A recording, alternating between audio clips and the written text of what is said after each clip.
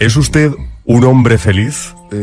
Soy feliz porque mi vida me permite experimentar aquello que de alguna manera me va mejorando como persona. Eso no quiere decir ni mucho menos que no tenga mis momentos de dificultad, que no tenga mis momentos de tristeza, que no tenga mis momentos de desesperanza. Lo que tengo es una guía que me orienta y me dice cómo tengo que tomarme esos momentos para aprender de ellos, para crecer interiormente. Para mí ese concepto es la felicidad, mucho más que un sentimiento, una guía, un sentido vital y unos valores que son los que de alguna manera están orientando constantemente mi vida y me ayudan pues a ir poco a poco tejiendo o aflorando la mejor versión de mí mismo, que es como yo quiero vivir. ¿Ser feliz es algo innato o algo que uno tiene que ir construyendo poco a poco? Vamos a ver, el ser humano en su interior, si fuera más consciente de su auténtica naturaleza, su esencia, se daría cuenta que la felicidad es intrínseca. Es decir, cuando una persona toca su núcleo, se da cuenta de que ese núcleo es la fuente de la sabiduría, la fuente de la verdad, de la bondad, de la unidad y la belleza. Lo que pasa es que el conocimiento que tenemos de nosotros mismos es tan pobre que a mí me recuerda a esas piedras que se llaman geodas, que por fuera pues son muy feas, no jamás llamarían la atención, pero cuando se rompen, cuando se penetra en su interior, tienen una estructura cristalina absolutamente impactante. Yo veo al ser humano exactamente igual y mi experiencia es esa, es decir, nuestro gran fallo es que no nos conocemos, es decir, nos vemos, pero nuestra mirada no tiene alcance y profundidad, entonces no nos descubrimos. Si nos descubriéramos, nos daríamos cuenta que, claro, que alguien que tiene esa estructura tan especial a la fuerza de ser feliz. Entonces yo resumiría esto diciendo que somos felices, pero no lo sabemos. Pero tal y como están las cosas y con los prejuicios que tenemos más o menos todos, para ser feliz hay que tener agallas.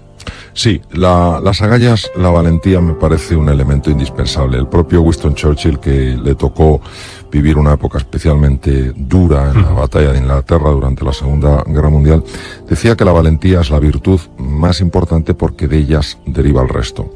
Y a mí sí que me gustaría mucho aquí definir el concepto de valentía. La valentía no es una emoción, la valentía es una decisión. Yo puedo tener muchísimo miedo como emoción y sin embargo decidir ser valiente. O puedo tener mucho miedo y decidir ser cobarde. Por tanto, al ser una decisión, al ser una actitud ante la vida, pues esto tiene una enorme resonancia con lo que es la libertad de la persona. Es decir, cómo yo quiero ser en este momento. ¿Tengo miedo? Naturalmente que sí. ¿Qué decido hacer? ¿Decido que mi emoción de miedo me pare a la hora de defender aquello que es valioso, que me pare a la hora de buscar nuevas oportunidades en la vida? Si decido que sí, es sencillamente por eso, porque la decisión que he tomado es no ser valiente, pero no porque la emoción necesariamente me esté empujando a ser cobarde. Usted habla en el libro también de las emociones tóxicas, que dice que debemos evitar. El problema fundamental de las emociones tóxicas no es ya que generen estos sentimientos incómodos a nivel consciente, es lo que se ha demostrado que son capaces de hacer a nivel corporal. A nivel cerebral, por poner un ejemplo, y hablo literalmente, no intento exagerar las cosas, sino que son fundamentos muy sólidamente ya demostrados. A nivel cerebral, los estados tóxicos, es decir, cuando esa emoción, la desesperanza, la sensación de impotencia, la culpa, la vergüenza, se extienden ampliamente en el tiempo, se sabe que matan neuronas cerebrales. ¿Cómo es posible que una emoción mate neuronas cerebrales? Pues se explica muy fácilmente. Una emoción es un cambio corporal, y ese cambio corporal implica cambios en los neurotransmisores, es decir, las hormonas intracerebrales, cambios en la química de la sangre, y hay cambios en estos neurotransmisores, hay cambios en la química de la sangre que son muy, muy dañinos para las neuronas, sobre todo para las neuronas de la región del hipocampo relacionadas con la memoria y el aprendizaje.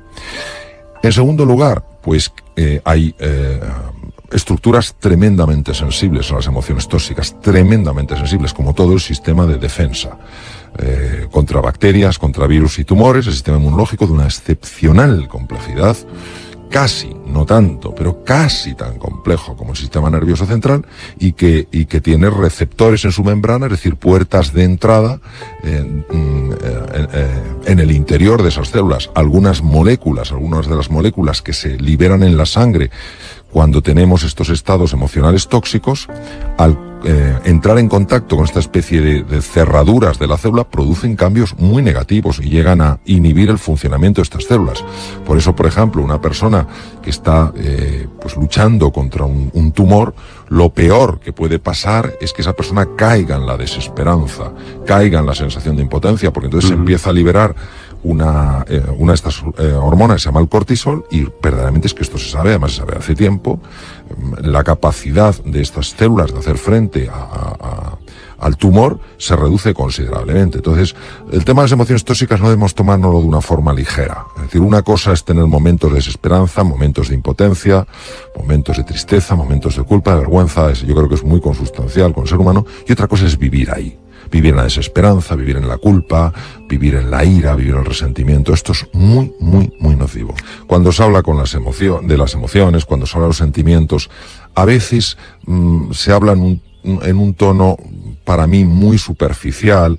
¿Qué pasa? Que yo quiero conocer cuál es el fundamento físico de las cosas, no porque crea que todo es físico, no porque crea que todo se explica desde las moléculas o las estructuras corporales, sino porque creo que la biología es una parte muy importante, es una dimensión fundamental de nuestra vida. Entonces, este conocimiento de dónde se origina el miedo, en qué centros cerebrales, por qué se origina, da mucha luz a la hora de saber cómo se gestiona.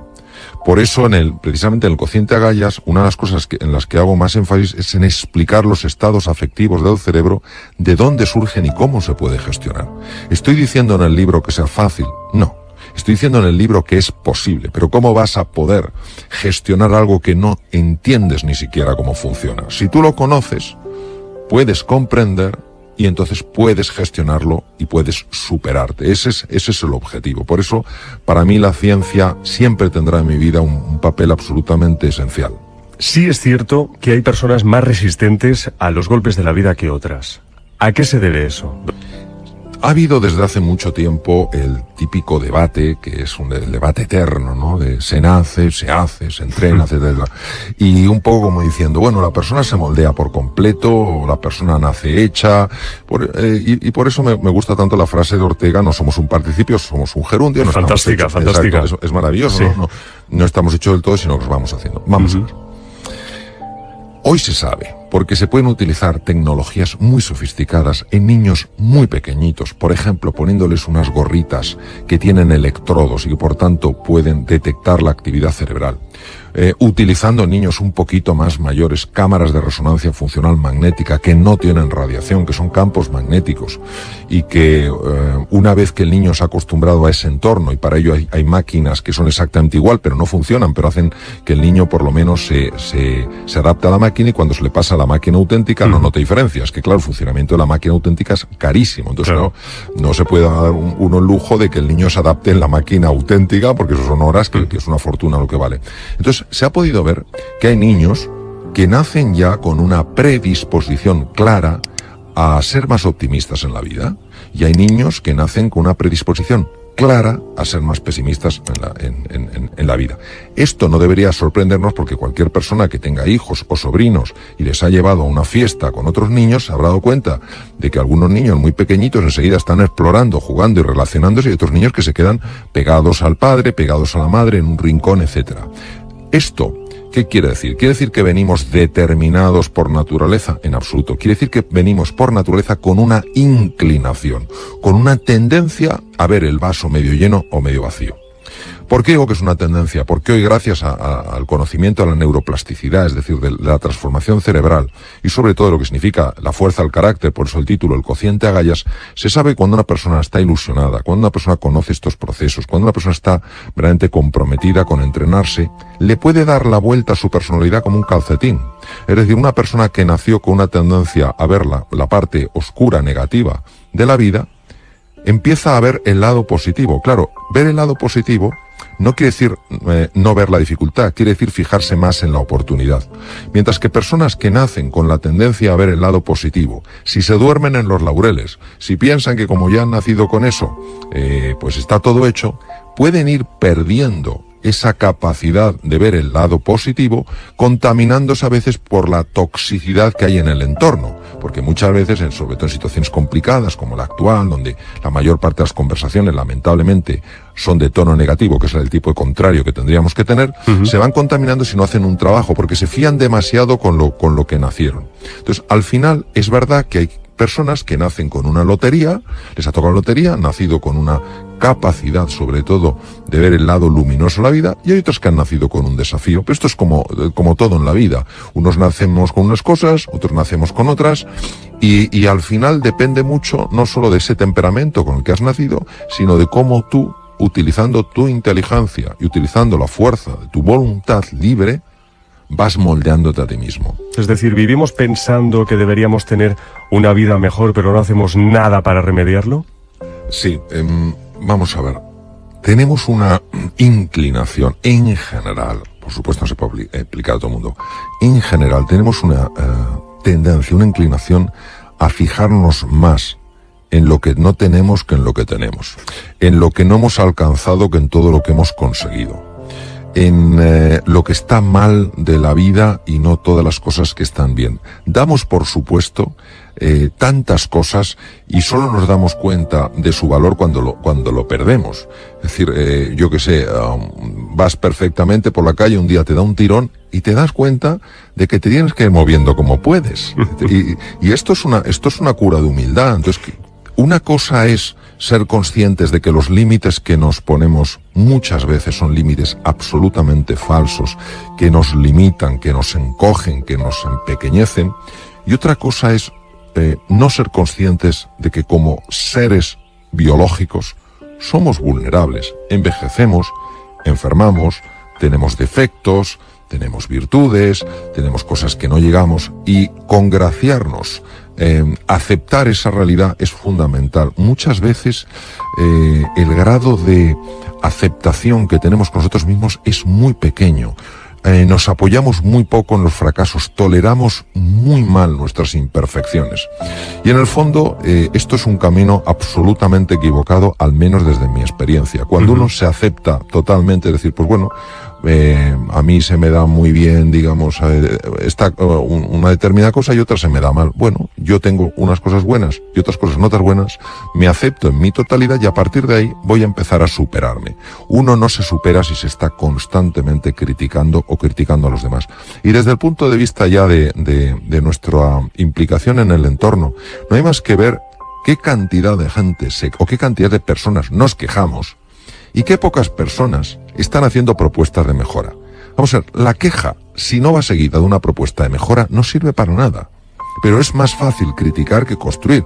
Mete más ruido un árbol en un bosque que se cae que 100 árboles que están creciendo. Entonces, claro, salvo que haya nacido uno con esa predisposición para ver el lado positivo, tiene que hacer un esfuerzo, tiene que hacer un trabajo diario para enfocar su atención en aquellas cosas de la vida que sí están bien, en aquellas cosas de la vida que sí pueden mejorarse. Aprender a controlar la mente es el mejor camino para tener una vida plena, para cuidar también nuestro cuerpo mejor. Yo casi cambiaría la palabra controlar por gestionar, porque controlar es como intentar dominar, intentar manipular, y la mente es de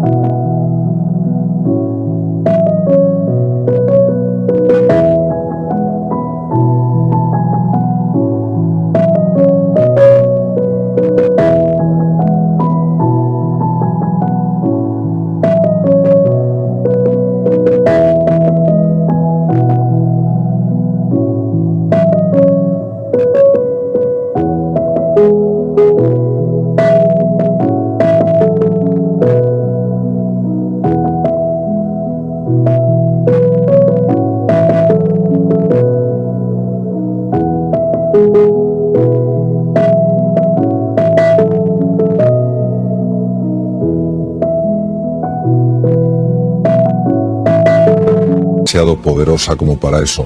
Sin embargo, gestionarla sí. Y por supuesto, la gestión de la mente transforma por completo la vida, ya que la mente tiene implicaciones en la salud física, obviamente en todo lo que son procesos mentales, e incluso tiene un impacto a nivel anímico. La actitud contemplativa es una actitud que lo que invita es a la serenidad, al descubrimiento y a saborear la vida. Lo mismo cuando se aplica a la comida, saborear la comida, no sencillamente engullir.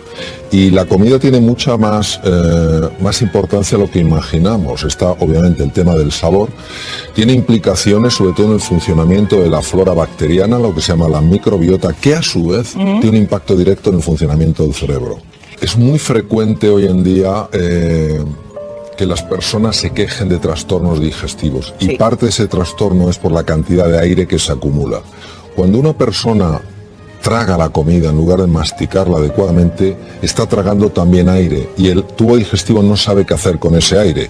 Distiende las paredes del estómago, las paredes del colon, y esto genera un montón de problemas funcionales. Por otro lado, la salivación está hecha precisamente para eso, para digerir bien los alimentos. Todo esto, como comentaba antes, tiene una repercusión en el funcionamiento en conjunto del tubo digestivo. Cuando uno come despacio, está reduciendo los niveles de tensión. Yo sé que hay personas que se ponen más tensas cuando comen despacio, pero eso no quiere decir que el comer despacio te ponga tenso. Es que nos hemos acostumbrado a vivir de una forma, digamos, entre comillas, desordenada. Cuando una persona come más despacio, se genera un mayor estado de serenidad, que no solamente afecta, obviamente, al funcionamiento en su conjunto del tubo digestivo, sino que también afecta al conjunto de la persona. Pero también nuestra respiración. Nosotros tenemos varios músculos respiratorios y el más importante es el diafragma. El diafragma es un músculo único en cuanto que tiene control inconsciente y control consciente, por eso no tenemos que estar despiertos todo el tiempo, sino que la respiración se mantiene. Y sabemos perfectamente que cuando se respira de forma adecuada cambian procesos cerebrales, se sincronizan mejor los dos hemisferios cerebrales. Sabemos que en las situaciones de estrés se produce un cambio brutal en el patrón respiratorio, y cuando una persona aprende a respirar, sobre todo con el diafragma, el estado de serenidad empieza a aparecer de nuevo en su vida. Por eso es muy importante la respiración. ¿Y por qué es tan importante dormir lo suficiente? Porque durante el sueño se libera una hormona que se llama la melatonina. Y la melatonina hace muchas cosas. Entre otras cosas, activa los genes llamados los genes reloj nocturnos, PER1, PER2, PER3, que lo que hacen es descubrir dónde está habiendo mutaciones que pueden dar lugar a tumores para repararlas. Por otra parte, durante el sueño se libera hormona del crecimiento, la cual, obviamente, ciertas edades como la mía no te va a hacer crecer si repara los tejidos.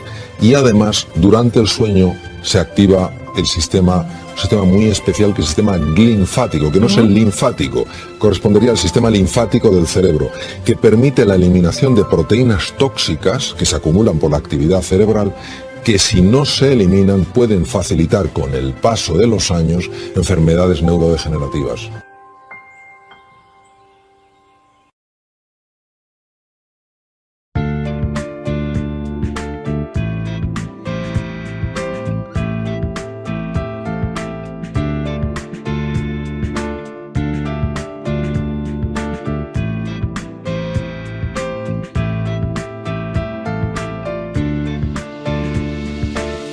You've changed my life with your words and motivation. You helped me to become a better person. I feel so great about your love. Never felt that before. You have changed my life with your words and motivation.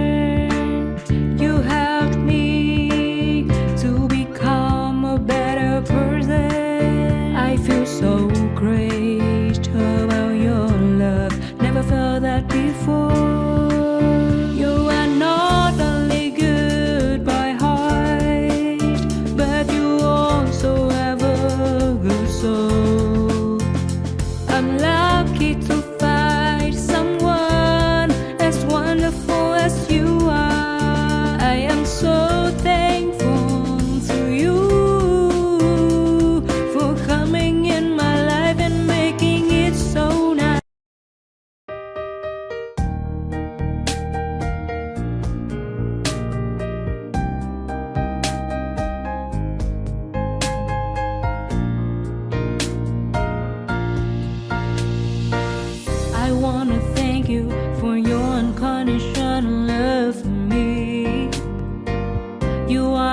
most beautiful thing I have ever had in my life.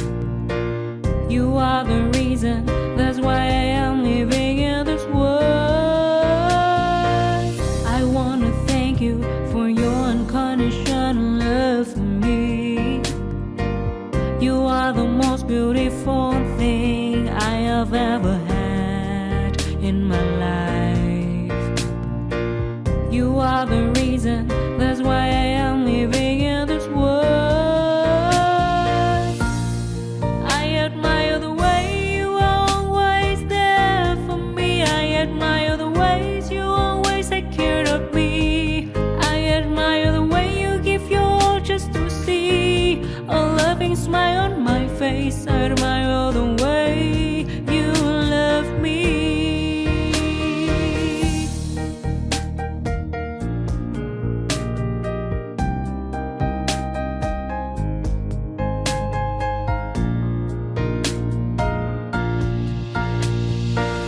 I wanna thank you for your unconditional love for me. You are the most beautiful thing I have ever had in my life. You are the reason, that's why I am living in this world. I admire the way you are always there.